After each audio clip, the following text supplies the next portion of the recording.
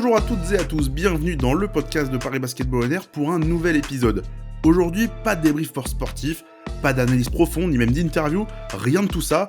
Car oui, mesdames, messieurs, l'heure est grave. Le Paris Basketball s'apprête à quitter son antre originel, que dis-je, sa forteresse pleine de tôles.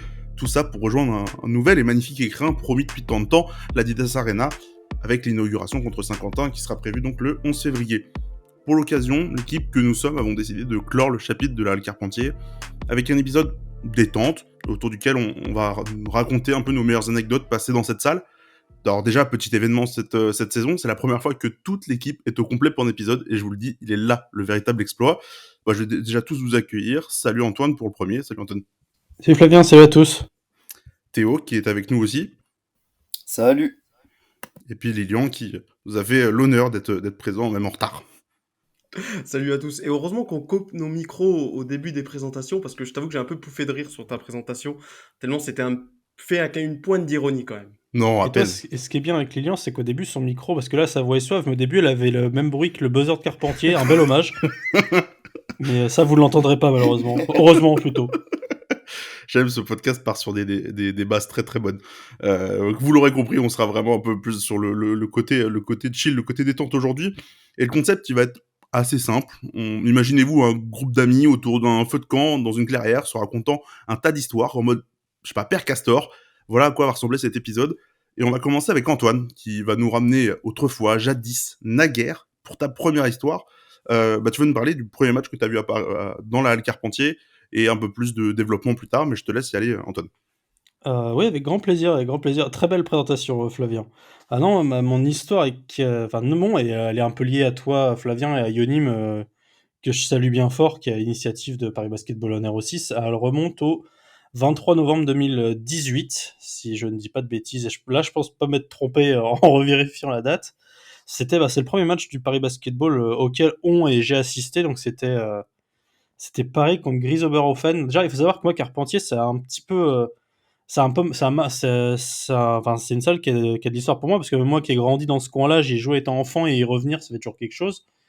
Et en fait, le souvenir qu'on a, je pense que Flav, tu vas t'en rappeler aussi, on a pris des places, on va dire, standard, milieu de tribune. Et en fait, il y a un jeu qui est organisé pour les places, les gens qui connaissent Carpentier, il y a des canapés pour assister au match. Et souvent, au début du Paris Basketball, on pouvait gagner ses places pendant le match. Certaines étaient, je crois, déjà octroyées, et d'autres étaient gagnées pendant le match ou un peu avant le match via tirage au sort. Et donc Dandy Gale fait un concours pour gagner les places. Et donc en gros, il fallait répondre à quel a été le score du match précédent, qui était Caen contre le Paris Basketball. Alors autant vous dire que Yonim et moi, on n'en savait rien du tout, mais Yonim étant un monstre un monstre d'impro, on a réussi à se retrouver du coup pour notre premier match près du banc en fait du Paris Basketball. Donc on découvrait cette équipe-là avec un membre du staff qui a parlé en anglais à ma droite tout le match. J'ai cru qu'il était ricain jusqu'au moment où il a lancé un oh putain de bip. Bon, j'ai déjà dit un gros mot, je m'en excuserai, où je me suis rendu compte qu'il était absolument pas américain, mais bon, ça on passera. Et en fait, non, ça a créé un petit peu ces deux-là, pas de cette insulte, hein, mais de cette expérience un peu cocasse. On s'est retrouvés des gradins vraiment courtside sur les canapés, avec toi, Flav, notamment que l'histoire un peu de PBOA, elle est née, où elle a commencé à émerger, de se dire il y a un club à côté, dans une salle qui est vraiment à côté de chez nous, là où on tournait à l'époque. Et c'est un peu comme ça que c'est né. Donc pour moi, les prémices de Carpentier sont là, ça va faire drôle. Enfin, on n'oubliera jamais PBOA, c'est un peu ce match-là, je trouve. Le match en lui-même, Paris l'a perdu, 80-86, mais bon, je pense que c'était pas si important que ça. Le score importe peu. Moi, je me souviens surtout, je crois, il y a une photo, faudrait que je la retrouve, il y a une photo de nous trois de dos, où j'ai mon Oui, meilleur oui, oui. dégradé de ce match-là. Et même pour juste rebondir un peu, et puis peut-être je relancerai après Théo et Lilian, mais sur ce match, en fait, c'est Dandy Gale, du coup, qui monte un peu en tribune pour nous faire le concours là, dont tu parles. Et moi, Dandy, en fait, quand j'arrive dans la salle, je le reconnais parce que ça fait peut-être 10 ans, un peu moins peut-être que je le connaissais, parce que je le voyais sur scène, parce qu'il était pas que speaker, mais il est rappeur aussi. Et je l'avais vu sur des premières parties. Donc c'était plutôt rigolo. Et moi, ce que je voulais du coup avec Théo et Lilian, bon, vous étiez pas à ce match visiblement, mais bah vas-y Théo, on va commencer par toi. C'est quoi le premier match toi que t'as vu à Carpet? Bah, justement, moi, mon premier match auquel j'ai assisté à Carpentier, c'est ma première anecdote que je t'ai envoyée, Flavien, au moment de préparer ce podcast. Moi, mon premier match, je pense que vous en souvenez aussi, c'est la première victoire de l'histoire du Paris Basketball en Pro A, en Betclic Elite, à Carpentier. C'était le match contre l'Asvel. C'était en novembre 2021 et du coup moi j'ai connu à ce moment-là pardon le club avec la com qu'on connaît du club sur les réseaux sociaux et je connaissais déjà un petit peu le basket européen mais je savais pas du tout qu'il y avait un club à Paris et du coup je pense que je suis celui qui de l'équipe qui connaît entre guillemets le plus récemment le club. Mais du coup moi c'est ça mon premier match auquel j'ai assisté à Carpentier et c'était vraiment un match fou et du coup, c'est un match qui m'a vraiment marqué parce que je pense que ça a marqué énormément de gens aussi de l'impact, du fait de l'impact qu'il a créé. C'est vraiment la première victoire du Paris Basketball en Betclic Elite à Carpentier. Si je dis pas de bêtises, avant Paris avait déjà gagné un match, je crois que c'était journée. À Cholet. Ouais, voilà, exactement, c'était à Cholet, si, c'est ça. Et donc, c'était vraiment un match avec, bah, comme on connaît à Carpentier, on a connu ça sur énormément de matchs avec des money time serrés, vraiment une très très belle ambiance et c'était super. Et je pense que c'est à ce moment-là que, dès le début, je me suis dit, ok, ce club est vraiment spécial et je m'y suis attaché. Et franchement, le match était super plaisant. Et franchement, en plus, à l'époque, l'Asvel était déjà un gros nom et c'était vraiment un exploit pour Paris en tant que promu de battre l'Asvel. Et donc, c'était vraiment un super match et une super ambiance. Donc, j'ai vraiment kiffé. J'ai pas lâché le club depuis ce jour-là. Ouais, en plus, vu le début de saison que Paris faisait, Lyon, bah, juste sur ce match, et même toi aussi, ton premier match, c'était peut-être un. Est-ce que c'était un Kids Game que t'as fait, toi, en premier? C'est possible. En tout cas, moi, j'ai découvert le club, 1 an après, toi, Flavien et Antoine. C'était possible que c'était un kids game. Moi, j'ai surtout le souvenir de ces premiers matchs à Carpentier où je m'expérimente à la photo et alors je peux vous dire qu'avec un alors que déjà que la salle de Carpentier, bon, vous le savez tous, c'est pas forcément très photogénique, mais alors avec un kit, objectif, boîtier à maximum peut-être 150 €, je peux vous dire que je lui rendais vraiment pas hommage à cette salle. Donc c'était assez bon. Les premières photos, on les garde en archive pour certains joueurs parce que c'est pas mal quand même d'avoir leur premier pas avec le club, mais j'en suis pas forcément très fier. Donc voilà, c'est les premiers souvenirs un peu que je garde de Carpentier. C'est voilà, c'est ces photos que je pourrais qualifier de dégueulasses aujourd'hui. Non pas que j'ai vraiment un niveau de fou, mais que vraiment le gap était grand. C'était comme les débuts du club, c'était un petit peu compliqué sur les premiers matchs en Pro B. Enfin, moi aussi, mes débuts en photo étaient compliqués comme un peu le club. Lilian, je vais te laisser la main pour ta première anecdote aussi. Comment je t'ai demandé tes anecdotes, c'est assez simple. La réponse a été c'est dramatique. J'ai aucun souvenir de Carpentier. Ça donnait déjà un bon avenir à ce podcast. Alors que le gars a quand même shooté là-bas pendant 2 ans. En tout cas, aspect marquant, on peut dire une chose, c'est qu'on n'a jamais eu froid dans cette salle. Je te laisse y aller, Lilian.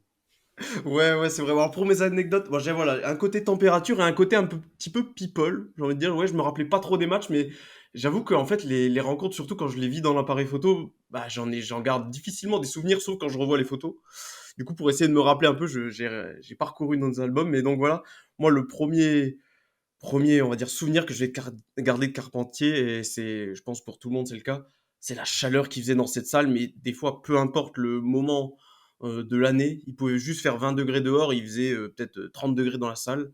C'était littéralement une étuve, et on a souvent, bah, que ce soit Flavien, Antoine et récemment Théo, on a souvent bien transpiré dans cette salle, et c'est vraiment, j'espère que, en tout cas à l'Adidas Arena, maintenant il y aura la clim un peu comme dans les salles en NBA, il y a souvent.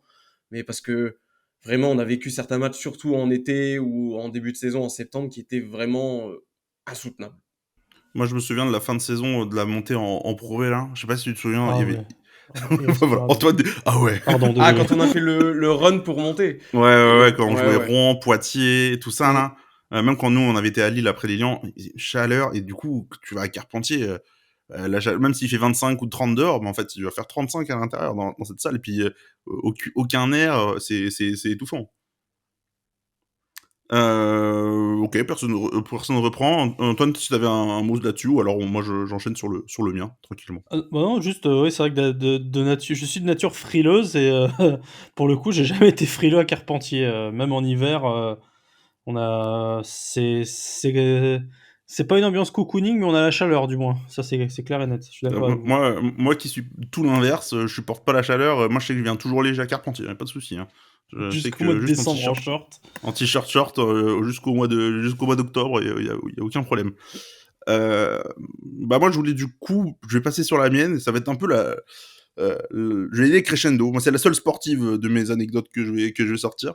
Et c'était une rivalité avec un club et un match en particulier. Du coup, moi, je voulais parler d'un match contre Blois. Donc Blois, c'est une équipe contre qui Paris a toujours eu un peu de mal dans ces matchs. Même cette année, maintenant ça va un peu mieux. Le gap va forcément être de plus en plus grand. Mais à ce moment-là, moi je pense à la saison 2019-2020, donc la pré-Covid, les quelques jours avant le confinement en France. Il y a ce match entre Paris et Blois. Blois qui est premier avec 19 victoires, quelque chose comme ça. Paris qui est 11e, 10e, qui végète, mais qui commençait à remonter un peu la pente après un début de saison cata.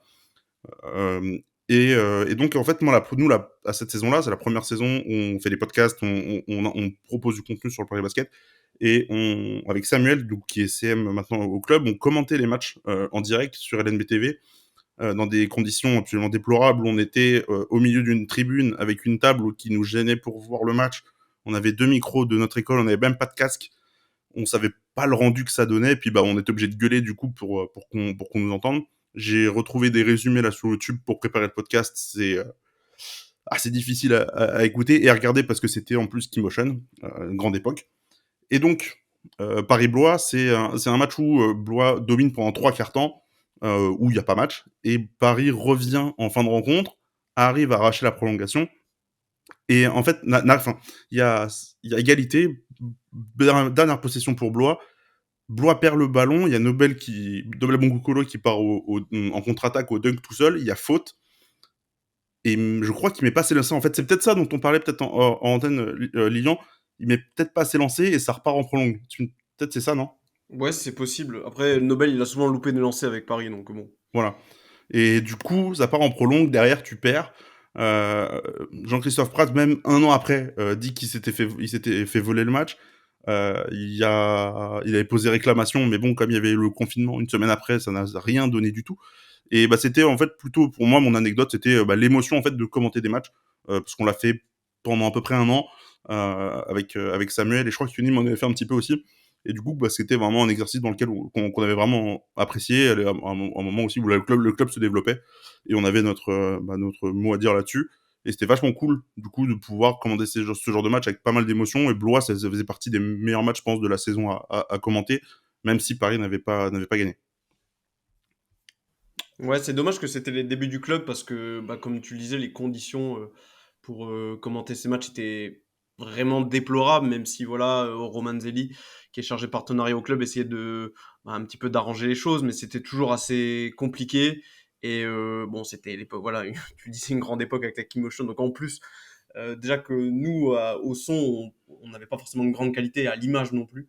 Donc ouais, c'était forcément difficile, mais... Tu vois, le résumé, comme je l'ai regardé tout à l'heure, le résumé donc, de ce match Paris-Blois, il n'y a pas l'action où Nobel part en contre-attaque, la caméra n'a pas eu le temps de faire a pas compris déjà où était partie la balle, et du coup a pas le temps de venir vers le panier de Blois, du coup, et tu vois pas l'action. Donc tu vois pas la faute, et tu vois pas, du coup, ensuite, après, dans le résumé, c'était des résumés de 2 minutes, donc ils s'en foutaient complètement de mettre en valeur la probée, mais t'avais pas, du coup, ce truc en plus. On va rester dans le sportif. Je vais proposer à Antoine de surenchérir avec sa deuxième anecdote qui va concerner Valentin Chéry. Oui, Valentin Chéry, hein, des soldats, des premiers à avoir vraiment rejoint le Paris Basketball avec Dustin Sleva, Gauthier Denis, qui est encore là, mais voilà, il fait partie de ces joueurs qui ont vraiment une histoire avec le club et ça remonte en septembre 2020. Cette anecdote-là, alors c'est une anecdote sportive, mais qui est pas très drôle pour le coup. En fait, c'était un match contre Saint-Quentin et je me rappelle très bien parce que pour ceux qui voient, la tribune de presse, elle est vraiment derrière le banc de l'équipe visiteuse. Donc du coup, ce qui fait que, comme ce qui est logique dans le basket, tu as une mi-temps où Paris attaque, une mi-temps où Paris défend. Là, en l'occurrence, Paris défendait et si je dis pas de bêtises, c'est au début du deuxième quart-temps. Akwasi Eboa, donc joueur de Caen à l'époque, va pour dunker De et en Saint-Quentin. fait, pardon? Joueur de Saint-Quentin. Oui, joueur de 50. Qu'est-ce que j'ai dit? De Caen. Oui, bah, j'étais encore sur les notes d'avant. Excuse-moi. Et donc, joueur de Saint-Quentin va pour dunker. Et en fait, on assiste dans les airs à une scène monumentale où, limite, en fait, Valentin Chéry se prend le genou en pleine épaule de Yeboah. Donc, il y a vraiment un choc. Et derrière, Valentin Chéry tombe un peu comme une pierre, on va dire, avec un bruit très assourdissant, très choquant. Je pense rien que d'y repenser, vraiment, le bruit, le geste, le bruit revient. Et il y a une énorme inquiétude parce que on voit un joueur qui souffre et c'est-à-dire qu'il le cache pas, ça s'entend, c'est vraiment très douloureux. Puis en plus, sachant que c'était un joueur qui était quand même assez enclin à des petits pépins physiques, là on a un vrai choc. Et Valentin Chéry repartira sur civière extrêmement inquiet parce qu'on se demandait clairement, il est parti aux urgences dans la foulée. Et on avait eu des infos rapidement qui étaient un peu plus rassurantes que évidemment le choc qu'on a eu. Et c'est un souvenir que j'oublierai jamais. C'est vraiment cette inquiétude pour un joueur. Parce qu'on a de l'estime évidemment pour tous les joueurs, on a de la sympathie pour tous les joueurs qui sont passés au Paris Basketball. Et c'est vrai que Valentin Chéry, c'était un des premiers, donc il y avait le projet tout de suite de voir et de voir développer, de l'attendre à voir se développer. Et cette blessure, voir un joueur comme ça, que ce soit de notre équipe Paris ou de l'équipe adverse se blesser, ils sont pas là pour se blesser, encore moins dans des chocs comme ça. C'était pas volontaire, mais c'était une frayeur et je pense que ça avait plongé la salle dans un calme où derrière, en fait, je pense que les joueurs n'avaient pas envie de jouer, plus envie de jouer du moins, et à regarder, c'était très compliqué parce qu'on était très préoccupé par ce qu'on venait de voir. Donc moi, ce choc-là, je sais pas si vous vous en rappelez. Ouais, d'autant qu'en Moi, je plus, l'oublierai jamais pour le coup. D'autant qu'en plus, Valentin, il a souvent eu tu le disais, des blessures, mais aussi ce genre de contact où il retombe Oui, brutalement au sol. Tu vas J'ai le nous souvenir d'un match parle-nous de contre Quentin Losser, Denain. s'il te plaît. Voilà, d'un match contre Denain, je crois, c'était ça. C'est ça, ouais, c'est ça. Et Pendant la période il était Covid. aussi retombé lourdement au sol. Et c'est vrai qu'il a, bon, en plus, il a eu, sur son passage à Paris, quelques blessures, bon, pas forcément liées à ça, mais il a toujours été plus ou moins fragile parce que c'est un joueur qui allait au mastic, qui n'hésitait pas à aller au combat dans la peinture. Donc on avait toujours un petit peu des craintes pour lui quand il s'avançait, quand il avait des contacts avec les intérieurs adverses.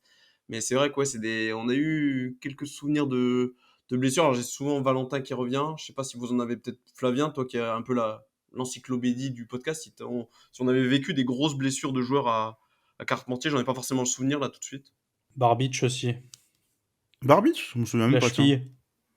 Ouais, ah, peut-être. Mais en fait, non, il n'y a jamais eu vraiment de grosses blessures. J'ai pas de souvenir. Limite, moi, une des plus grosses blessures que j'ai vues, c'est en esport il y a pas longtemps, un joueur de bois, tu vois. Il s'était disloqué un pouce. C'était pas non plus. Ah oui, je me rappelle. C'était Dominique Diomandé. Mais Je me rappelle, ouais. sinon, c'était pas. On n'a pas vraiment eu de grosses blessures, mais par contre, le contact Quentin Losser, Valentin Chéry, ça avait fait bagarre derrière avec Nobel qui était venu pour en découdre. En plus, époque Covid, donc salle totalement vide, il y avait que les journalistes, on entendait tout. C'était pas très sympathique ce qui sortait de la bouche de Nobel Bonko. Quoi. Et, Je sais pas si tu t'en souviens.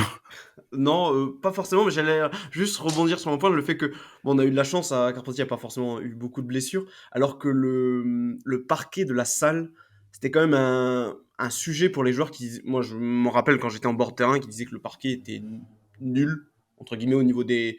Alors j'ai jamais fait de basket en club, donc je pourrais pas m'avancer, mais en tout cas que le ballon ne rebondissait pas bien à certains endroits, enfin bref, Les en tout cas, stickers aussi. les stickers, ouais, voilà, mais ça, les stickers, je crois, c'est quand même un problème assez général dans quand même beaucoup de salles de basket. On voit souvent les joueurs s'en plaindre quand même, mais c'est vrai que bon, et même nous, on le sentait quand on marchait sur le parquet que bon, ça avait pas l'air d'être du top pour proposer un basket de haut niveau. Théo, je te laisse enchaîner. Avec ton match, on va avancer un petit peu dans la timeline. Et on arrive en 2022, c'était fin d'année 2022. C'était un match contre Gravelines. Ouais, moi j'ai choisi ce match, comme tu l'as dit, c'était le dernier match de l'année 2022, donc c'était à Carpentier. Et donc c'était la saison dernière avec une équipe qui, je pense que vous vous en souvenez les gars, avec une équipe vraiment qui est assez frustrante et tout. Et ce match est vraiment un symbole pour moi de la saison dernière, avec vraiment un Paris Basketball avec beaucoup de hauts et beaucoup de bas.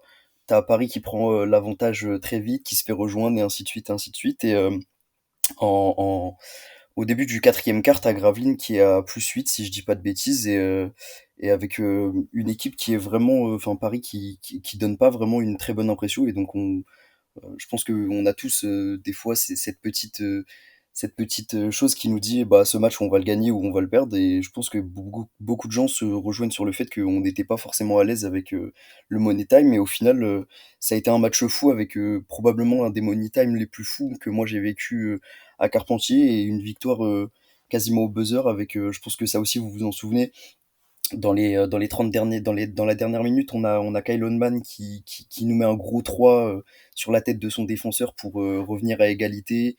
On a une grosse défense juste après et on réussit à intercepter le ballon, et il y a Axel Toupane qui met un panier assez acrobatique pour nous faire repasser à plus 2, et juste derrière, il reste 20 secondes, dernière possession pour Gravelines, et encore une superbe défense de Paris, et on gagne le match, et c'était vraiment l'un des matchs, un match vraiment fou, avec une superbe ambiance comme d'habitude, comme je l'ai dit tout à l'heure sur les Money Time, et donc vraiment c'est un match qui m'a vraiment beaucoup marqué, et c'était vraiment un match fou. Moi, je me souviens juste du alley-oop raté de Kyle Holman sur la toute dernière action, Ouais, sur la toute dernière action, où ouais, où il part complètement en couille parce que c'est- tu sens qu'il y a trop d'euphorie. Quoi. ouais, mais après le Money Time aussi qui sort avec deux ou trois points vraiment fous. Genre, bon, à la fin on a gagné, donc on va pas lui en tenir compte, mais c'est vrai que ça aussi c'était bien drôle, ça fait partie de l'histoire un petit peu de ce match. Lilian, Antoine, vous avez un truc là-dessus? Non, visiblement. Bah écoute Lilian, je vais te laisser la main parce que tu vas nous parler d'un des plus grands joueurs ayant foulé le parquet de Carpentier, grand par, je pense, la communauté Instagram et par les streams Spotify plutôt que par le talent. On va parler de Check West un peu. Ouais, c'est ça. Je parlerai d'un autre, normalement grand joueur. Bon, ça, au final, ça n'a pas été le cas. Mais voilà, je ne vais pas en dire trop. Mais ouais, je voulais parler de Check West un peu parce que c'est quand même un. Alors là, on est à la fois sur le côté quand même sportif et en même temps événementiel du club, qui quand même a réussi, je trouve. Et c'est un peu le point que je vais évoquer en parlant de Check West, c'est que quand même malgré la configuration de Carpentier, qui n'était pas du tout fait pour produire un show entre guillemets à l'américaine comme le voulait le club, et ben les équipes événementielles, notamment avec Jean Jacquin à l'époque, faisaient du bon boulot, et ils avaient réussi du coup à rapatrier entre guillemets Check West pour jouer quelques matchs avec l'équipe professionnelle. Alors c'était à la fois drôle de voir l'engouement que ça pouvait susciter pour un joueur d'un niveau, je sais même pas comment on pourrait le qualifier, même pas départemental, je pense, ou Ouais, à peine. JC, il disait région. Oui, mais alors, je pense qu'il abusait un peu. Je sais, on sait qu'il est Non, un peu alors toujours. au début, il disait il savait pas. Et après, quand il est parti, il disait ouais, bon, tu le mets avec 4 joueurs pro, ça passe. Oui, voilà, oui, oui. Non, c'est sûr. Mais voilà, on sentait bien qu'il avait il était complètement à côté de la plaque par rapport à ses autres, par rapport aux joueurs avec qui il était sur le parquet. Mais c'était assez drôle l'engouement que ça pouvait susciter. Et même nous, on était quand même curieux de voir ça. On se disait un peu, c'est comme si on avait voilà, comme si un peu notre pote qui joue sur les playgrounds tous les dimanches, comme s'il était sur le parquet avec les pros, qui avait un vrai contrat. Et au final, je crois qu'il a joué 3 matchs avec l'équipe, il Ouais, me un truc du semble. genre. 2 ou Et 3 il a matchs. inscrit un panier ou deux peut-être. Un seul. Un Un panier, un seul. lancé. Bon bah En voilà, vrai, il en a quand vrai, même c'est quand marqué, même donc fou voilà. de. Excuse-moi, je te coupe. Vas-y, vas-y. Mais en vrai, c'est fou de se dire que je pense que vous avez déjà été sur le panier, enfin sur le terrain pardon, de Carpentier, et c'est fou de se dire qu'on a probablement tous marqué plus de points que lui alors qu'il a été signé dans l'équipe professionnelle. Oui, mais est-ce que t'as marqué face à des défenseurs professionnels quand même? Non, mais ça se vaut quand même. Ah, mais en vrai, il était nul. Hein. Ah oui, non, mais ça c'est clair, il pouvait pas poser un dribble, hein, ça c'est sûr. Il Donc, avait un C'est shoot. Bah, exceptionnel. juste. Le mec tweetait quand il était en retard à l'entraînement aussi. Ah, mais oui, oui. c'est vrai Il que le avait hors-terrain tweeté était une pas mal non fois, plus. genre parce il avait pas retrouvé quelque chose chez lui, il était en retard à l'entraînement. Ah, mais c'est terrible. Ça- Ah, mais c'était une folie. Et même. Du coup, il y avait plein. Enfin, ça attirait. Du coup, ça marchait bien parce que ça attirait un peu la curiosité de tout le monde, même des espèces de célébrités. Moi, je me souviens, il y avait Frisk Corleone qui était venu faire des photos avec lui devant Carpentier. Et c'est un truc, mais hyper ghetto. Il y a des gens qui venaient juste parce que t'avais Sheck West. Et quand il a marqué, t'as eu des posts sur ESPN, t'as eu des posts un Hmm. peu partout. Juste, Sheck West, il a mis un 3 points en pro. Euh, je Et crois, Lily, puis en plus, tu ce l'avais qui en est fou, photo c'est bien, non? l'année où on monte en plus. Oui, c'est l'année où on monte. C'est- Dans la série de matchs où on fait le run pour au final, c'est tous les matchs qu'on disait avant, Poitiers, Rouen. Je crois que c'est contre Rouen, oui, mais c'est 4 points. Hmm. Il me semble que c'est ça. Donc, Et Check West a ouh, participé à la montée en Betclic Elite. c'est terrible, cette phrase est horrible. Bah écoutez, moi je vais surenchérir avec, donc j'ai dit pas de sportif. On est en décembre 2019, ou en décembre, non, oui, décembre 2019. C'est un match contre Nancy que Paris va perdre en prolongation. Euh, je crois que le match en lui-même est pas hyper pertinent. Mais le joueur fait une perf, le joueur dont je vais parler fait une perf assez honorable, mais il y a défaite. Le match se termine et on voit les joueurs se mettre C'est bon, je l'ai. au milieu du terrain. Moi aussi. C'est Se bon. mettre au milieu du terrain. Ah, c'est trop fou cette histoire. Je sais même pas si Théo tu sais en plus. Les joueurs se mettent autour du terrain, au milieu du terrain, avec Quelle Sylvain vidéo. Francisco au milieu. Et Sylvain Francisco qui demande en mariage, après une Oh, si c'est défaite, bon. Oh là là. qui demande en mariage sa petite amie de l'époque, devant tout le monde. Donc après une défaite, c'est ridicule. Il y a encore la vidéo, j'ai regardé sur le compte Je du club l'ai, sur je Twitter. crois, j'en ai une aussi. Bah voilà, les vidéos sont retrouvables. Je crois qu'il n'est plus avec cette personne en plus, de mémoire. Non. La séquence, elle est incroyable. Moi, je trouvais ça totalement lunaire. Alors après, c'est des choses qui se font un peu aux États-Unis, mais entre fans. Mais là, t'as un joueur. Le problème, c'est qu'il vient de perdre en prolongue. Surtout, justement, en plus que t'as un début de saison qui est pas fou. Lui, il faisait ses matchs de manière correcte, mais c'était complètement lunaire. Et même après, plus globalement, pour parler un peu du passage de Sylvain, mais il arrive au tout début en milieu de la première saison, où ça va vraiment pas bien sur le résultat. Et quand il arrive, nous on est là en plus avec Antoine à son premier match, un peu par hasard. On savait même pas trop qui c'était. On savait qu'il venait de Levallois, qu'il y avait eu des soucis avec eux. Mais le niveau du garçon et maintenant ce qu'il fait en Euroleague, bon bah, il avait le talent pour, mais il était vraiment hyper impressionnant, mais un peu dans son monde, visiblement, parce que demander sa femme au mariage alors que tu viens de perdre en prolongation, pas ouf. Et moi, j'en profite pour faire un mea culpa parce que Flavien en est surtout témoin que Ouais. j'ai jamais cru quasiment en Sylvain Francisco. Alors pas en première division française, évidemment. Là, je pensais qu'il avait le niveau, mais de le voir grimper les échelons, que ce soit en BCL avec Mandresa, qu'il a confirmé derrière avec son club de Peristeri en Grèce, et maintenant de le voir en Euroleague avec le Bayern de Munich, d'être le 6e homme de l'équipe et d'être l'un des meilleurs marqueurs. Bon, Et d'ailleurs, peut-être petit faire les poteau, JO, hein. il va peut-être faire les JO. Il a fait le mondial 2023 avec les Bleus. Petit auto promo, j'ai fait une interview avec lui sur Bibasket que vous pouvez aller lire récemment sur son Oh. début de saison en Euroleague. Donc voilà, Sylvain qui a toujours été en plus, à part ce petit épisode du mariage où on se moque un peu de lui, mais qui a été très bon lors de son passage à Paris, qui était toujours très intéressant en conférence de presse également, qui a une vraie analyse sur le jeu et qui voilà, voilà. Il était juste à l'opposé de la réputation qu'il avait. Je Oui, pense c'est vrai. Et c'est peut-être pour ça qu'on avait peut-être des petits a priori au début et qu'on se disait à chaque fois on le voyait, mais on se disait, mais en fait, non, il est pas comme ça, il est pas comme ça. Et comme quoi, faut pas trop se faire des idées sur les gens, faut plutôt se faire son propre avis en les voyant. Et franchement, avec Sylvain, c'est vraiment le cas. Et c'est vraiment quelqu'un de très intéressant et qui, je sais pas trop où il va s'arrêter. Alors, son rêve, ça a toujours été de jouer en NBA, surtout en plus avec son style de jeu un petit peu un meneur ricain. Je sais pas si là, il y arrivera quand même.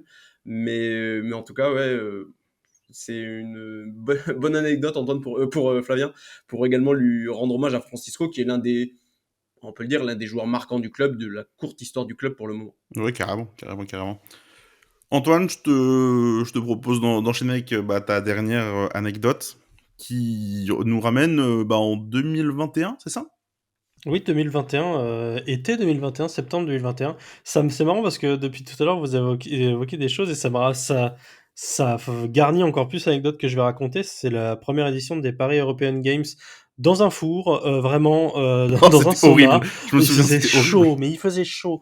Mais non, mais en gros, c'était vraiment, ouais, le club donc venait d'obtenir sa montée en Betclic Elite et directement les ambitions, évidemment, on n'avait pas encore là, fallait encore s'installer. Il y avait un mercato qui était en cours. Il y avait une saison qui arrivait, donc une saison assez importante. Enfin, la première du club en Betclic Elite, enfin en Jeep Elite à l'époque, si je dis pas de bêtises. Et Paris, comme après tous les ans, Paris a toujours eu quelque chose pour vraiment, ou un événement pour montrer que le club était ambitieux et qu'il se donnait les moyens de son ambition, et du coup avait organisé les Paris European Games, donc les PEG, qui est une sorte de tournoi sur 2 jours qui réunissait donc 3 clubs d'Euroleague et le Paris Basketball. Donc pour la première édition, donc, si je dis pas de bêtises, il y avait l'Olympia Milan d'Ettore Messina, Il y l'Alba avait- Berlin d'Israël Gonzalez et l'Asvel. Mm. Et vraiment, en fait, c'est cette capacité. Donc vraiment déjà la conférence de presse dans un bel hôtel. Bon là, c'était plus du off, on va dire, que ouvert à tout le monde, où tu te rends compte qu'il y a une organisation qui est quand même très particulière, où même les Italiens venaient d'arriver, il fallait qu'ils mangent. Enfin, vraiment, Paris recevait le gratin du basket européen, des clubs quand même très huppés, qui n'ont pas l'habitude comme ça. Et au-delà de l'aspect de recevoir, quand ça a été sur le parquet, sur les matchs, il me semble que Paris n'avait pas été ridicule. Et alors, fallait pas non plus tirer de plan sur la comète, mais ça permettait vraiment de lancer une saison. J'ai trouvé que cette initiative des PEG qui a duré l'année d'après aussi, où il me semble que Milan a été remplacé par le Maccabi Tel Aviv, mais ça permettait en fait de voir autre chose à Carpentier, enfin autre chose, de nouvelles choses, parce qu'on allait affronter de nouvelles équipes, mais ça montrait aussi les prémices de ce qu'on voit aujourd'hui, l'Eurocup, bon, bientôt plus pour très longtemps, puisqu'on va bientôt partir de cette salle. Mais vraiment voir ce que Paris et le club a été capable d'offrir à ses fans, c'est-à-dire avant même la Betclic Elite et l'Eurocup, c'est-à-dire montrer tout de suite que vous allez vivre quelque chose d'important et regardez ce qu'on a fait, regardez qui on a amené dans notre salle, parce que voir l'Olympia Milan d'Ettore Messina, qui est quand même un coach extrêmement, enfin c'est une légende, Ettore Messina du basket européen, qui a été assistant coach de Greg Popovich aux Spurs, voir cette équipe-là qui avait fini, il me semble, 3e d'Euroleague il y a quelques années, si c'est pas l'année d'avant, débarquer dans le hangar de Carpentier où il faisait chaud. Mais pour ça, plus l'Asvel, qui a peut-être aussi d'autres choses, il me semble que. Enfin, non, Wemby n'était pas arrivé à ce moment-là. Si, Wemby était Si, là aussi. Wemby, il était là. Wemby était là. Ouais. Vraiment, c'est tout cet environnement-là. Je me dis, waouh, enfin, impressionné et très impressionné parce que le Paris Basketball a fait. Puis derrière, là, on n'en parlera pas, mais d'autres anecdotes, d'autres endroits aussi, plein de choses. Et c'est vrai que cet événement-là, pour moi, il est assez marquant. On a tendance à l'oublier, puisque maintenant, il n'y en a plus, mais pour d'autres raisons, hein, même de calendrier, j'ai trouvé cette initiative vraiment, vraiment très très cool. Et Moi, je... même pour le club, c'était un petit peu un avant-goût de ce qui va les attendre dans le futur au niveau de toutes les exigences qu'il faut pour organiser en ce moment des rencontres d'Eurocup, mais à l'avenir, potentiellement des rencontres d'Euroleague avec là des rosters comme tu le disais Antoine, le Maccabi, l'Olympia Milano, c'est des équipes qui arrivent avec 15-16 joueurs et qui ont pas mal d'exigences au niveau, par exemple, rien que pour l'hébergement, pour après l'accueil au niveau des entraînements et tout. Et ça avait aussi, je crois que j'en ai des souvenirs quand on en discutait avec Roman, quoi, Oui, que ouais. ça a un petit peu préparé le club à ce qui allait venir par la suite. Ah mais t'entendais, c'est ça, faire venir le Maccabi Tel Aviv, c'est toute une organisation. Milan arrive, mais on avait pris une conférence de presse. Non, mais Ettore Messina qui gueule parce qu'il faut que ses joueurs ils mangent et ils vont se coucher. C'était un autre monde, hein. Comme tu dis, c'est les prémices d'un monde que Paris va bientôt découvrir ou découvre déjà un peu plus. Mais à cette époque-là, c'était totalement, enfin, c'était choquant de voir ces équipes-là arriver à Paris. Il y a un peu un syndrome de l'imposteur quand tu les vois. Puis après, sportivement, c'était bien passé. Ouais, moi, je rebondis. Il me semble qu'on avait la première année, Paris gagne contre l'Alba Berlin. Oui, oui, oui. C'est ça. Et Ouais, le dimanche, je crois. c'est le match où, ouais, c'est ça, c'était le deuxième jour. T'avais Holman et Kamagaté qui avaient fait un super match. Et du coup, moi, ça me permet de rebondir vite fait. C'est pas une anecdote, mais du coup, moi, en tant que grand fan d'Ismaël, mon dieu, euh, tu vois derrière, c'était donc le premier tournoi, c'était avec l'Alba Berlin et l'Olympia Milano. Tu vois que t'as l'Alba Berlin pendant 2 ans, il y a eu des rumeurs tous les mois de Kamagaté visé C'est par vrai, l'Alba t'as Berlin. raison. Et il a fini où au final? Olympia Milan. Milan. Bon, après, dans une équipe au fin fond de l'Italie, mais ça, c'est pas dans mon livre. connais pas. De quoi? Pas au courant de cette finalité alternative. Ça me rend très triste. Il est plus parisien qu'Amagaté là? Ouais, c'est ça. Faut qu'on parle, je C'est t'appelle choquant. après. Hein. C'est choquant. Hein. En plus, il était sous contrat. Moi, je comprends pas. Il aurait pu rester. Bref. Lilian, tiens, allez, je te laisse enchaîner. Là, tu vas nous parler d'un grand joueur, encore une fois, qui est resté limite autant de temps que Chekos. Oui, à peu près. Bon, il a quand même mis un tout petit peu plus de paniers. Un petit peu plus. Je vais évidemment parler du grand Kylo Quinn, qui a laissé plus d'impression pour ses mimiques du visage que pour ses paniers, justement. Moi, j'ai le souvenir surtout de lui. Alors, je n'en suis pas vraiment sûr, mais je crois qu'il était arrivé à Paris le jour du Media Day. Et Oui, donc, avec le truc des croissants, là. voilà, alors il y a ça. Alors, il dénotait un peu parce que tous les joueurs, forcément, Media Day, ils étaient habillés en mode Paris Basketball, avec les maillots, avec enfin, les t-shirts qui vont avec. Et Kylo Quinn, bah forcément, lui, il venait d'arriver, il était en civil normal. Et donc, avant d'arriver, c'est vrai que ça, c'est Samuel Zagouri qui nous avait raconté, du coup, que Kylo Quinn, la première chose qu'il voulait faire en arrivant à Paris, c'était manger un croissant, comme un bon Français, un bon Parisien. Et donc, ils lui avaient trouvé, je crois qu'ils avaient fait 2-3 boulangeries pour lui trouver un croissant. Bref, petite parenthèse fermée. Et après, donc, il était venu au Media Day et c'était assez drôle comment il était. Ça dénotait. Alors, Kylo Quinn qui s'habillait toujours très bien, qui était, comme beaucoup d'Américains, assez passionné de mode et qui dénotait un peu dans l'ambiance de Carpentier. Ambiance de Carpentier en plus, qui n'est pas en jour de match. Donc, vous avez les tribunes qui sont complètement rangées, où j'avais juste le parquet au milieu. Il n'y a rien dans la salle, en gros. Et ouais, de le voir se marrer, vraiment de voir, c'était quand même un joueur référencé NBA qui a passé plusieurs saisons, qui a joué à Indiana, qui a joué à New York, qui a joué à Philadelphie, et de le voir là, se marrer à Carpentier, c'était un peu comme d'autres anecdotes qu'on a racontées, comme un peu Antoine avec les paris European Games. J'étais en train un peu de me passer, mais je me dis, est-ce que c'est vrai? Ça fait 3 ans, à ce moment-là, que le club existait. On a un joueur référencé référencé en NBA qui arrive au Paris Basketball. Bon, après ça a été un échec au final, notamment au niveau de sa relation avec Jean-Christophe Watt et même au niveau de ses prestations tout court sur le parquet. Pas Mais tant que ça. Il est jamais parti, hein, il est toujours là, hein. Non, vas-y, raconte tout ça, Antoine. Non, disons que l'annonce du départ de Kylo Quinn n'a jamais été faite, donc pour moi, il est toujours quelque part dans le club. Faut juste le trouver, hein. Désolé, je t'ai coupé, Lilian, c'est très mal poli. non, non, tu fais bien. Bah, ça permet de dire que quand même, au niveau de la communication du club sur les arrivées de joueurs ou les départs, les blessures également, C'est ce que j'allais dire, les blessures aussi, bon. c'est toujours un petit côté obscur quand même, ça, bon. Voilà, mais non, j'en avais terminé pour Kylo Quinn qui, moi, me fera toujours rire, qui m'a régalé en photo sur le peu de matchs qu'il a fait. Justement, je voulais parler de celle avec Justin Bibbins. C'était pas avec Justin Bieber, je l'ai revu, c'était avec Brandon Jefferson. Ah, Brandon Jefferson, ok, d'accord. Voilà, c'était Pau, et où comme un ours qu'il était, il lui a hurlé dessus en prenant un rebond, et t'as Brandon Jefferson qui est comme un petit enfant apeuré par rapport à lui, et c'est vrai que c'est une photo assez Mais iconique. on l'a entendu gueuler, nous, dans la salle. Hein. Ah oui, il a hurlé mais comme un ours, quoi. C'était un grizzly sur le coup. Je sais pas parce qu'il a pris un rebond sur un mec d'1m60. Voilà. Quand même dur. Voilà, mais c'était Kylo Quinn, vraiment des facéties. Il était capable un peu du meilleur comme du pire. Et voilà, mais je suis quand même content, je suis quand même content de pouvoir dire que je l'ai côtoyé, entre guillemets, parce que c'est quand même un sacré personnage que la Betclic Elite a vu pas longtemps. Mais en tout cas, on l'a pu le constater de nos yeux. Ouais, il a tellement fait le pitre après, il est parti au Japon, il s'est fait virer du Japon, je sais plus où il est là. Ah oui, sa carrière là est complètement finie. Hein. Ah, Son passage à Paris a marqué un peu la fin de sa carrière. Tu regardes un peu les Shaq Tin Full en NBA, il était dedans, il y a des passages où il défend sur Embiid, où il fait semblant de défendre, qui sont incroyables. Ce genre c'était l'entertainment par définition, quoi. Il était juste là pour s'amuser, mais peut-être un peu trop là pour s'amuser, justement. C'était peut-être ça le fond du problème. Théo, je vais finir avec toi, avec ton anecdote après. Moi, je vais te donner la mienne, comme ça, il y aura une meilleure transition pour finir. Moi, je vais vous parler d'une conférence de presse, parce qu'au final, on n'a pas tant parlé que ça de... Antoine, il sait de quoi alors je qu'il parle. y en a avec Jean-Christophe. C'est bon. Moi, je vais parler... Il y a cette vidéo existe encore, et puis on la repose de temps en temps, tous les ans, je crois, sur Twitter.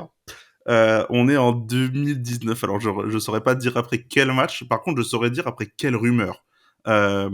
C'était en début de saison, c'était en octobre-novembre, parce que en août, Dustin Sleva se fracture la malléole à un match de charité aux États-Unis.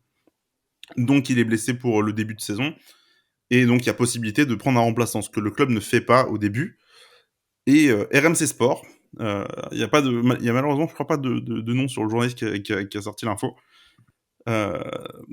Indique que le Paris Basketball et Nate Robinson, donc qui était très référencé en NBA, seraient proches d'un accord pour que le meneur américain signe à Paris. Donc, bon, bah, un peu surpris, on en rigole un peu et tout, et puis on était avec Yonim du coup en conférence de presse. Antoine, Lilian, je sais pas si t'étais là. Non, j'étais pas là. Moi. T'étais Mais pas moi, là. j'étais pas là non plus. Ah, il y avait que Yonim et moi. Ok, Ouais. d'accord. Bon, j'avais oublié cette partie-là. Et Yonim commence à poser la question à Jean-Christophe Prat. Du coup, bah écoutez, voilà, coach, il y a eu des rumeurs cette semaine sur l'arrivée d'un nouveau joueur, un Américain, mais il veut pas dire le nom. Le coach joue au con. Il dit, bah non, bah, dites-moi, parce que moi je suis au courant de rien. Donc moi je dis le blaze de Nate Robinson. Et là, il y a Jean-Christophe Prat dans son humeur légendaire qui nous lâche un et Michael Jordan et LeBron James. Et en fait, il se fout de notre gueule. Il dit ouais, je les ai appelés, ils vont venir. Et la vidéo, du coup, elle existe parce que la gérante de la com à ce moment-là filmait. Je sais même pas si nous on filmait en plus, mais du coup, la vidéo elle existe où il se fout de notre gueule d'une force et c'était. Moi, c'est pas la meilleure. Je sais pas si c'est la meilleure conférence de presse, c'est la meilleure en tout cas anecdote en conf de C'est presse la que j'ai. meilleure punchline, je pense, qu'il nous a sorti. Elle est exceptionnelle, cette Ouais. vidéo. Ouais. Ah, franchement, il en sortait des belles. Ah, il en a sorti. Ouais. La dernière fois, il m'a appelé chapeau, il m'a dit chapeau l'artiste. C'était quand même aussi pas mal du tout. J'allais parler de ça, j'allais dire, moi j'ai pas ce souvenir-là avec vous, mais je vois très bien la vidéo, mais vraiment, avec Flavien, la conférence de presse où JC revient avec Graveline cette année là, à Carpentier, on a quand même bien rigolé après le match en arrivant à la conférence de presse avec JC qui a parlé de beaucoup de choses. Il est resté longtemps en conférence de presse, il a parlé de Gauthier, vraiment je me souviens de, de JC qui parle de Gauthier en Qui disant l'insulte. quel enfoiré. C'était Ouais, vraiment, et même vraiment un on mot s'est un peu plus regardé. fort. Non, Même mais un mot plus fort. ouais, on s'est vraiment regardé avec Flavien, on était mort de rire. Et après, vraiment, c'est vraiment un personnage que je pense qu'on retiendra vraiment de Paris Basketball. Bah, c'est dommage. Après, nous, on a des anecdotes avec Lilian quand on était en déplacement de conférences de presse Ah, qui sont, lunaire, hein, parfois. qui sont difficilement publiables à moi. Oui. Il fallait mieux pas avoir Jean-Christophe Prat après une défaite à l'extérieur. Ouais. Je crois qu'on a rarement eu. Des fois, il est pas venu ou alors il menaçait de pas venir. Non, mais la meilleure, c'est Rouen, quoi. J'en ai Ah un oui, souvenir, mais il celle-là, elle est était quand même excellente aussi. venu, non, je crois. Non, mais Rouen, il est venu. Mais ah, tu te souviens pas de ce qu'il fait? Non, je crois pas. Ah, très bonne anecdote. Il a pas été très très cool avec le stagiaire de Ah la non, com je de. crois. Ah oui, non, je crois pas. Vas-y. Ah non, bah il est le stagiaire de la com de Rouen qui met 10 minutes à mettre un trépied, un appareil photo, ce qui était scandaleux. L'autre, il venait de perdre, il enchaînait 48 heures plus tard, et il l'a incendié devant tout le monde, mais je crois qu'il l'a incendié pendant 5 minutes. Hein. Moi, Ouais, non, c'était pour le coup là, c'était pas. Bon, alors, même si c'est vrai que le stagiaire a galéré avec son trépied, mais c'était vraiment pas sympa de sa part. Non, c'était pas sympa. Mais du coup, du coup, moi, il m'avait quand même dit, vas-y, pose-moi tes questions et viens, on y va, parce que là, c'est bon, ça suffit là. Et c'est ça la finalité, c'est qu'au final, il s'était foutu de votre gueule avec Yonim de cette rumeur Nate Robinson, mais à la fin, il était quand même très sarcastique, mais à la fin, il nous répondait tout le temps, hein. Même des fois, il nous donnait la prio alors qu'il y avait beaucoup de monde en conf de presse. Hein. Ouais, mais C'est parce vrai C'était vraiment... comme on il y était avait à des tous les liens matchs, qui se tissaient. moi, je crois que si je compte, j'ai dû louper, je pense, 20. J'ai dû louper une vingtaine depuis que le club a été créé à domicile. Forcément, au bout d'un moment, bah oui, on a des relations un peu plus intimes avec le coach. Hein. Et du coup, en conférence de presse, bon, c'est plus simple. Même avec Will Weaver, ça a été aussi le cas, même si il était un peu moins. On s'amusait moins, on va dire, en conférence de presse avec Will Weaver. Quoi. Bah après, c'était aussi le fait que le club soit en Pro B, on avait quand même beaucoup plus de liberté pour, comment dire, on pouvait interpeller le coach parfois après la conférence de presse pour lui redemander quelque chose. Moi je me rappelle quand on avait le site internet, on l'appelait après les matchs pour avoir quelques-unes de ses déclats. Franchement, il répondait toujours et on n'avait pas besoin de passer par la communication du club, on pouvait directement s'adresser à lui. Donc bon, c'est aussi le fait que le club en était à ses prémices, que Jean-Christophe Prat était quelqu'un de voilà, il était sarcastique, mais en même temps c'est un homme, en même temps j'ai envie de dire au grand cœur en fait. Donc voilà, c'était aussi bon, mais on en gardera des bons souvenirs, que ce soit de ses conférences de presse ou même des fois des passages en off qu'il a pu nous lâcher. Exactement. Allez, on va finir avec l'anecdote de Théo qui est la plus récente de toutes celles qu'on a développées là. Je te laisse y aller, Théo, sans te lancer vraiment. Ouais, je vais glisser légèrement, mais c'est vrai qu'en vous écoutant, il y a plein de souvenirs qui remontent et je pense que c'est pareil pour vous, mais vraiment, depuis tout à l'heure dans ma barbe, je suis vraiment mort de rire et je me dis qu'on a vraiment vécu pas mal de choses. C'est pas mon anecdote, mais je vais en glisser une. Vraiment, je pense que Flavien, tu vas t'en souvenir. Avec Flavien, on a quand même vécu cet été.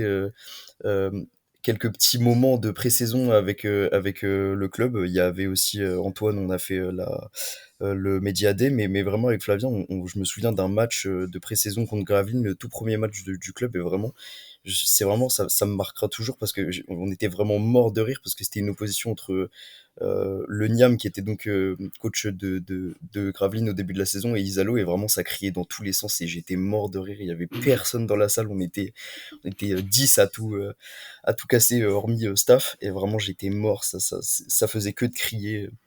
Et Ah, donc mais vraiment là, c'était t'as deux vraiment gueulards, hein. ah non, mais c'était vraiment super, c'était vraiment trop drôle parce qu'on était vraiment juste à côté du banc de Gravelines en plus, et du coup je me suis dit oh là là, ça fait que de gueuler. Mais là, là, en plus, c'est comme si t'avais deux entraîneurs qui jouaient leur vie. C'était le premier match de pré-saison. On Ah était mais mi-août, hein. ah oui, vraiment, non, c'était mi-août, je me suis dit ok, là on va vivre vraiment une grosse saison. En plus de ce qu'on avait des échos du coach, etc., bah je me suis dit bah on nous a pas menti, et vraiment un régal ce moment-là. Mais du coup c'est pas le moment que j'ai choisi, comme tu l'as dit, c'est le moment le plus récent, et je pense que ça restera quand même l'un des plus marquants pour moi aussi. Je vais reparler d'un match contre l'Asvel, et du coup c'est le dernier qu'on aura vécu à Carpentier en Betclic Elite. Donc c'était en décembre, et je pense que vous vous souvenez aussi de ce match, vraiment un match fou, un money time de malade, un match de Nadir qui au début est pas fameux, hein, il est même assez moyen, mais vraiment un money time de fou de Nadir avec ce shoot en step back, etc., et vraiment une intensité, et c'est l'un des matchs références encore, je pense, cette saison, si on décompte les 2-3 premiers matchs où vraiment tout le monde a été surpris de l'impact, mais vraiment c'est un match qui m'a fait énormément plaisir en termes d'intensité, même de souvenirs au global. Franchement, c'est un super souvenir. Bah, là, c'est là que tu te rends compte où pour l'Arena, vous allez pas payer 350 € pour lui aboyer, pour le voir aboyer, quoi. Ouais, vraiment, vraiment, c'était super, vraiment, j'adore cette ref. Bah non, après, c'est vrai que son money time, par contre, à Nadir, était fou, et ça fait partie des rares moments où, bah, on va se mentir, quand même, à Carpentier, on est loin de l'ambiance serbe ou turque, mais il y a des moments de money time bien serré, contre une grosse équipe, généralement l'Asvel, là, les deux matchs que tu as cités, en fait, c'est peut-être deux des meilleures ambiances qu'on a vues dans cette salle. Et bah, en plus, t'as la victoire au bout à chaque fois, puisque à chaque fois, en plus, ce qui est bien, c'est que t'as eu des jeunes qui se sont mis un peu en avant. Moi, je me souviens contre l'Asvel, c'était Juan qui avait été très bon là en 2021. Là, t'as Nadir, et cet ADN d'avoir des jeunes qui performent là dans ces gros matchs avec le public, c'était vraiment, vraiment sympa. Et au-delà de ça, il y a aussi un aspect que moi qui me fait kiffer à chaque fois et qui rejoint un peu ce que tu dis, c'est qu'à chaque fois dans ce genre de match, je pense qu'il y a un moment marquant, c'est toujours comme ça évidemment, mais encore plus quand tu es à domicile, un moment marquant, un panier, un contre, etc. Je pense que au tout premier match dont j'ai parlé contre l'Asvel en 2021, moi ce qui m'a marqué c'est un contre d'Isma vraiment où tout le monde est euh, vraiment choqué, et genre ça réveille un petit peu le public en fin de match. Et bah là, pour moi, à ce match-là, c'est vraiment les paniers de Nadir, mais aussi au-delà de ça, il y a Colin Malcolm et Tyson Ward là cette saison qui, sur ce match-là, sont vraiment venus haranguer le public après une grosse défense qu'ils font eux deux, et vraiment ça a réveillé le public, et c'est ce qui fait en partie gagner l'équipe, et qui fait partie vraiment d'une grosse ambiance. Donc franchement, c'était super.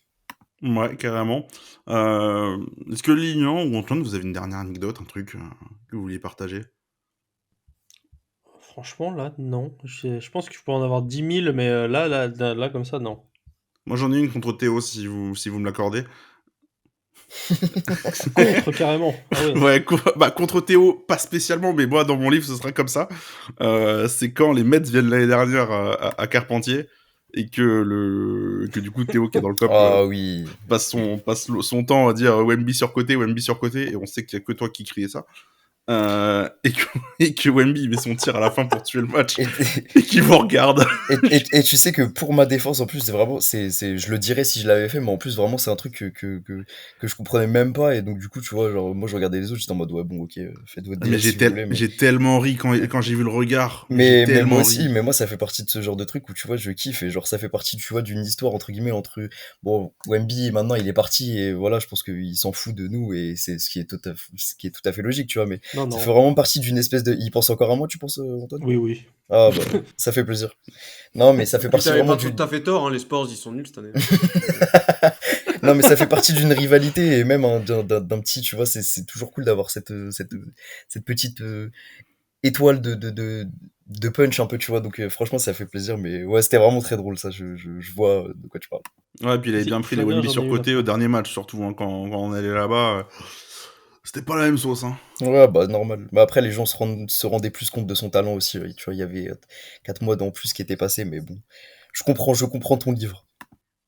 J'en ai une, Flavien, qui me revient là, Vas-y, si je peux. vas-y. C'est une petite séquence espoir qui nous était arrivée. Et je crois que toi, t'étais parti, Flavien, ce match-là, t'avais pu suivre qu'une mi-temps. Et d'ailleurs, au passage, on salue Clément Racco, assistant coach, mais même Yann, un de nos auditeurs, qui vient souvent vient voir les matchs des espoirs. Et c'était un match, c'était contre Cholet. Paris-Cholet. Et en fait, ce qui était bien, ce qui était bien, c'est qu'on était vraiment en courtside parce qu'il n'y avait pas grand monde. Et l'équipe des sports était vraiment très difficile. Mais 2 victoires, 32 défaites, je pense qu'on dresse le tableau. Et en fait, c'est vraiment contre Cholet et je crois que Paris se prend une raclée, mais monumentale. Et en fait, à ce moment-là, je me rends compte d'un truc, c'est que Paris se prend tellement une raclée que tout le monde est un petit peu assoupi, sauf que la personne à ma gauche, que je connais pas du tout, c'est vraiment assoupi. C'est-à-dire que j'ai vraiment vu un mec dormir à la place de David Kahn, au premier rang, sur le parquet, devant les espoirs qui se prenaient, mais je pense qu'ils se prenaient un 100, un 52, et encore, je pense que je suis pas loin de la vérité. Et cette anecdote-là, mais les espoirs cette année-là, c'était exceptionnel parce qu'il y avait, il y avait des ambiances, même voilà, Jean-Jacquin ou d'autres qui venaient mettre l'ambiance à des matchs d'espoir où c'était très compliqué. Et juste me retourner et voir quelqu'un dormir au premier rang d'une défaite aussi violente, là, ça me remonte d'un coup, je sais pas pourquoi. Et je crois qu'Yann était à côté aussi, si je dis pas de bêtises sur ce match-là. Mais Et je sais pas si je l'avais fait remarquer, parce que je crois que dans ce moment-là, en fait, on y croit tellement pas qu'on intériorise beaucoup. On se dit, est-ce que je suis vraiment en train de vivre ça ou pas? Cholet, cette année-là, était une des meilleures équipes espoir et on nous avait collé peut-être plus de 70 points d'écart à l'aller. Un truc genre Je crois que c'est 36, ça. Devait 110. avoir ou 52 points d'écart ou quelque chose comme ça déjà sur ce Non, match-là. mais sur les deux matchs, il y avait gros écart, mais à l'aller, Emmanuel Curé s'était fait expulser parce qu'il avait Ah pété un oui. plomb. Et après, sur les réseaux, les espoirs de Paris s'étaient fait laver parce que bah, du coup, ils avaient pris une tôle. Et le match d'après, je crois que c'était justement le match où la première victoire, la première et seule, première des deux victoires de la saison où c'était Thomas Pénelé qui avait coaché. Voilà. Dans les anecdotes un peu marrantes aussi, est-ce que Antoine, tu peux nous citer, je pense que tu seras peut-être le plus à même, nous citer les mecs un peu no-name qu'on foulé ce parquet. Oh, Parce- toi aussi. Alors là, on peut faire un jeu. Hein. Celui qui en a Sur les plus, il joueurs? s'arrête. Mais Ouais, sur les joueurs. Benuzo, qui s'en rappelle? Ben Uzo, en fait, c'est ça, parce que Benuzo, je oui. l'ai oublié dans mon anecdote sur Nancy, mais il jouait ce jour-là. Un des 8 matchs qu'il a fait. Javon Shepard, c'est pas ça? Non, moi je pensais à. Bah, il y a Marquis Heinz, du coup. Marquis Sainz, Ouais. c'est vrai. Bah, qui était quand même un vrai joueur pour le coup. Théo, dis-nous que t'as des noms que tu connais pas dans ceux qu'on envoie là. Ouais, Ben Uzo, je connaissais pas, je t'avoue. Mais moi, j'en ai aussi, mais des plus récents, mais vraiment que tu te dis, mais qui sont ces mecs? Mais genre, vraiment, Axel genre. Toupane? Ouais, bah, ça, c'est. Non, mais on parle de basketteurs, là, par contre. Donc, Ah, ouais, t'as raison. euh, Champion de billets. Ah, ouais, c'est vrai. Non, mais Michael Roll, par exemple, genre, ça, c'était vraiment. Waouh! Oh, Merci à joli. Ah lui. ouais. Très joli. Merci à Oh. lui. Alfonso Plummer, merci. Merci Là, on pour va tout, passer le en petit l'autre. soldat. Hein. C'est Ah ouais. Antoine, il y en a un là, que j'ai oublié là, celui qui a jamais marqué là. Nathan Mépandi. Merci. Pour moi, c'est des blases de mecs qui sont sur Touquet qui viennent d'être créés, là. C'est pas des blases réelles. Je crois que. Bah, Nathan Epondi, je crois que 2 ans après, je crois qu'ils jouent en N3 à Calais ou un truc du genre.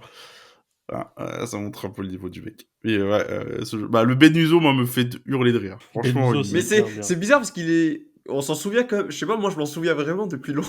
Comme le joueur un peu. Le joueur qu'on a oublié, mais pas vraiment non plus, quoi. Ouais.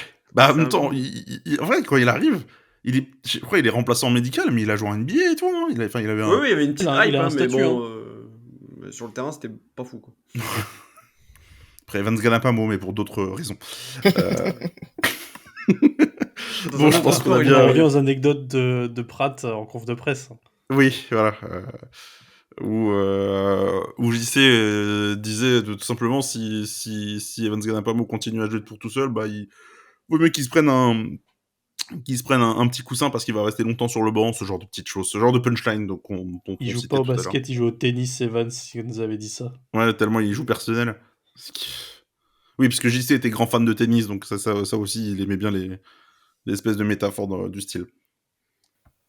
Bon, je pense qu'on va pouvoir tranquillement filer. Oui, parce que sinon on peut rester là 3 heures. Hein. Ouais, bah, franchement, on avait dit un peu plus d'une demi-heure, on est à 55 minutes, c'est incroyable. Oh, ouais, Incroyable. vaut mieux s'arrêter parce que moi j'ai encore de la ressource et tout, alors je me dis Balance. que vous...